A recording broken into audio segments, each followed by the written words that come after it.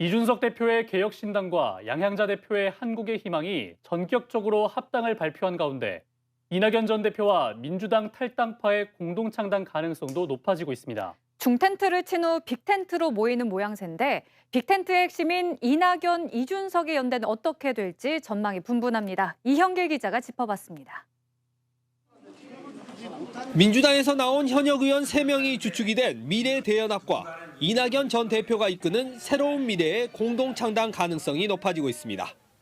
미래대연합 김종민 의원은 KBC와 만나 공동창당 조건이 있는 것은 아니고 이준석 개혁신당과의 통합에 어느 쪽이 유리할지 선택이 남았다고 말했습니다. 이준석 개혁신당과 통합하는 데 있어 주도권을 쥘 수 있는 방안을 고민하는 것으로 해석됩니다. 즉 민주당 진영끼리 우선 중텐트를 만들고 이준석 등 제3지대가 통합하는 빅텐트로 나아간다는 구성입니다. 앞서 이준석 대표의 개혁신당 역시 양향자 대표의 한국의 희망과 전격 합당을 발표하면서 중텐트를 구성했습니다. 문제는 이준석 대표의 입장이 민주당 계열의 중텐트와는 차이가 있다는 겁니다. 이 대표는 빅텐트 필요성에 공감하면서도 통합보다는 철학과 비전을 통해 국민들의 선택을 받는 것이 우선이라며 상대적으로 소극적 모습을 보이고 있습니다. 저희가 창당한 취지와 최근에 너무 합당이나 이런 정무적인 논의만 지속되는 것에 대해 가지고 좀 괴리가 생기고 있는 것이 아니냐라는 내부적인 토의가 있었습니다. 이낙연 등 민주당 계열의 중텐트는 빅텐트 구성에 초점이 맞춰져 있습니다. 이런 상황에서 민주당이 병립형 선거 제안을 다시 거론하고 있어 제3지대가 분열하면 사실상 공멸이라는 분위기도 확산되고 있습니다. 결국 제3지대 빅텐트가 신당 성공의 최소한의 조건이라는 공감대가 있는 만큼 논의 과정 속에서 주도권 갈등이 나타날 수는 있지만 결국 통합의 길로 갈 것이란 전망이 우세합니다. KBC 이영길입니다. 광주와 대구의 25년 수건이었던 달빛철도 특별법이 국회 본회의를 통과했습니다. 특별법에 따라 달빛철도가 건설되면 두 지역이 1시간대에 왕래할 수 있게 돼 동서 화합을 더 두텁게 하고 남북권의 새로운 경제발전 동력을 만들 수 있을 것으로 기대됩니다. 정경원 기자입니다. 현재 고속도로를 통해서만 오갈 수 있는 광주와 대구가 곧 철로로 연결됩니다. 달빛철도 특별법이 국회 본회의를 통과해 영호남의 수건, 철도 건설 사업에 탄력이 붙게 됐습니다. 총 연장 198.8km의 달빛철도는 광주 송정역에서 담양, 전북 순창 남원 장수, 경남 함양 거창 합천, 경북 고령을 거쳐 서대구역까지 6개 시도와 10개 시군구를 지납니다. 법안 심사 과정에서 고속이 빠졌지만 일반 철도로 연결하더라도 광주와 대구는 86분으로 가까워집니다. 달빛철도는 동서화합과 지역 균형 발전에 새로운 전기를 마련할 것으로 기대됩니다. 영호남의 교류가 더 활발해지고 두 지역 간 물동량 증가와 물류비 절감을 통해 남북권의 새로운 경제축이 만들어질 것으로 예상됩니다. 이 달빛철도법은 지역 경기를 활성화시키고 지역 발전에 큰 활력을 불어넣을 것입니다. 국가 질병인 수도권 집중을 막고 지방 소멸을 극복하는 새로운 기회가 될 것이 확실합니다. 광주시와 대구시는 특별법을 통해 예비타당성 조사가 면제된 만큼 조속히 기재부의 예타 면제 확정 절차를 진행한 뒤 내년 초 기본계획 수립 용역에 들어갈 예정입니다. 또 수요에 맞춰 기차를 자주 운행할 수 있도록 법안 심사 과정에서 삭제된 복선화를 위해 관계 부처와 협의도 이어가기로 했습니다. 계획대로 진행된다면 달빛철도는 오는 2027년 착공해 2030년 완공됩니다. KBC 정경원입니다. 달빛철도 특별법이 국회를 통과하자 각계에서 환영이 잇따랐습니다. 광주시의회와 더불어민주당 광주시당은 각각 성명을 내고 여야 의원들이 협력한 결과라며 달빛철도 건설을 신속히 추진해 대한민국과 광주 발전에 앞장서겠다고 밝혔습니다. 광주 상공회의소도 환영 입장을 나타내며 달빛철도 건설 사업이 신속하게 추진될 수 있도록 경제계도 노력하겠다고 말했습니다. 전남도 국립의과대학 유치 범도민 추진위원회가 국회의사당 앞에서 전남도 국립의과대학 유치 범도민 결의 행사를 열었습니다. 범도민 추진위는 정부의 의대 정원 확대 계획 발표를 환영하며 200만 도민의 간절한 염원인 전남도 국립의대 신설을 확정해 줄 것을 건의했습니다. 앞서 전남도는 목포대 순천대와 함께 공동 단일 의대 설립 해외 성공 사례인 캐나다 온타리오 의대를 벤치마킹하고 교류 의향서를 체결했습니다.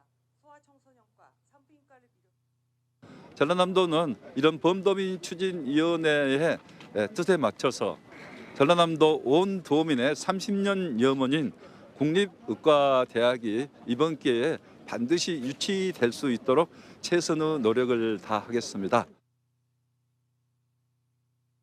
범죄자를 찾아가 응징하는 SNS 콘텐츠가 인기를 끌고 있습니다. 최근에는 음주 차량을 쫓아 경찰에 신고하는 이른바 음주운전 헌터 유튜버까지 등장했는데요. 음주운전자가 붙잡히는 모습에 속이 후련하다는 사람이 있는 반면 도로의 안전을 해치는 단순한 돈벌이라는 주장이 나오면서 논란이 커지고 있습니다. 고영민 기자입니다. 어두컴컴한 나주의 한 식당가. 음주운전으로 추정되는 차량을 상대로 추격전이 시작됩니다. 시속 100km가 넘는 10분간의 레이스는 추격하던 차량이 앞선 차를 가로막으면서 끝이 났습니다. 광주의 한 아파트 주차장. 차에서 내린 음주운전자가 뒤쫓아온 유튜버를 상대로 회유를 시도합니다. 원하는 거 필요 없어요. 회유가 통하지 않자 전력 질주로 달아난 이 남성은 유튜버에 붙잡혀 결국 경찰에 인계됐습니다. 당시 혈중 알코올 농도는 0.119%로 면허 취소 수치였습니다. 음주운전자를 쫓는 사람은 이른바 음주운전 헌터라 불리는 유튜버 담양올입니다. 3명에서 10명까지 단체로 활동하며 광주 전남 유흥가 등지에서 음주운전자를 신고하고 검거에 조력하고 있습니다. 지인들이 이제 사고가 나서 이제 이게 뭐 그런 사연이 많더라고요. 그렇게 하다가 뭐 뉴스에도 가정을 꾸리고 열심히 사는데 그런 사람들 있잖아요. 가정 파탄난 사람. 그런 거 뭐 보면 좀 화도 나고. 활동을 시작한 지 2달 만에 50건 넘는 음주운전자가 붙잡히면서 속이 뻥 뚫린다는 반응이 나옵니다. 안 좋은 일, 범죄를 저지르신 분에 대해서는 이제 모든 사람들이 좀 화가 나고 그 사람들이 처벌받았으면 좋겠다는 마음이 다들 가지고 있잖아요. 반면 돈벌이를 위해 음주운전을 방관하고 추격전을 벌이면서 도로의 교통안전을 해치고 있다는 비판도 받고 있습니다. 예, 유튜버가 미연에 음주운전을 방지하는 것이 아니라 방관하며 그 음주운전자를 위험하게 추격하고 이것을 돈벌이로 이용한다는 것이 참 씁쓸합니다. 사회 질서를 해치는 이들에게 사적 제재를 가하는 유튜브 콘텐츠에 이어 음주운전 헌터 콘텐츠까지 나오면서 공익이냐 사익이냐를 두고 사회적 논란은 더 커질 것으로 보입니다. KBC 고영민입니다. 공론화위원회의 권고를 통해 가닥을 잡아가던 목포시의 대중교통 시스템 구축 추진에 제동이 걸렸습니다. 감정평가 평균 금액 210억 원의 노선권 계약 동의안이 시의회에서 부결된 건데요. 향후 일정의 차질은 물론 운행 중단이 재발되지 않을까 우려까지 나오고 있습니다. 고익수 기자가 보도합니다. 문제의 발단은 210억 원에 달하는 목포 시내버스 노선권 감정평가액입니다. 지난해 말 공론화위원회가 공공성 확보와 시민 정서에 부합하는 선을 전제로 도출된 금액입니다. 이에 대해 사업자인 태원여객 유진운수는 부채 371억 원에는 미치지 못하지만 이를 수용하고 목포시의 비상경영체제 6개월 연장에도 협조하겠다고 밝혔습니다. 목포시는 사업자와 계약을 위해 의회에 동의안을 제출했습니다. 그러나 목포시 의회는 재협상이 필요하다며 부결시켰습니다. 시민 정서에 맞게 동의안 제출을 요구하며 부결하였습니다. 공론화위원회에서 해왔던 그런 결과를 좀 충분히 담지 않았다는 것이 상당히 아쉬움이 많이 남습니다.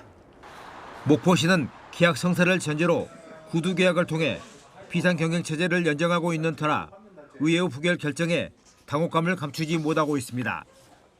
비상경영에 대한 부분이 전반적으로 지금 원점에서 검토돼야 되는 상황이 돼버렸고 최선을 다해서 문제없이 추진이 될 수 있도록 의회와 또 사측 간의 중재를 통해서 이런 가운데 공론화위원회에 참여했던 시민단체마저 노선권 계약 추진 과정에 곱지 않은 시선을 보내고 있습니다.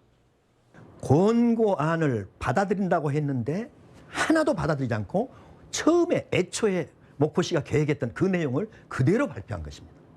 이건 공관도 무시하고 시민참여는 아예 깡그리 묵살한. 더군다나 사업자의 반발이 감지되면서 시내버스가 언제 멈춰설지 모르는 상태로 내몰리고 있습니다. 노선 전면 개편과 운영체계의 변화로 새로운 대중교통 시스템을 선보이기로 한 시한은 오는 7월. 당장의 시내버스 운행 중단 사태를 막기 위한 목포시의 협상력이 주목을 받고 있습니다. KBC 고익수입니다. 이어서 희망 2024 나눔 캠페인에 참여해 주신 분들입니다. 먼저 담양군 용면 두장마을 주민들이 10만 원, 담양군 용면 분통마을 주민들이 10만 원, 와산마을 주민들이 10만 원, 보림마을 주민들이 8만 원, 장찬마을 주민들이 10만 원을 보내주셨습니다. 다음으로 담양군 용면 박곡마을 주민들이 12만 원, 추성마을 주민들이 10만 원, 쾌상삼리 주민들이 16만 1,000원, 봉산일리 주민들이 17만 원, 안학근 씨가 5만 원을 보내주셨습니다. 소중한 성금을 보내주셔서 고맙습니다. 광주광역시 다세대 주택에서 발생한 화재로 80대 부부가 숨졌습니다.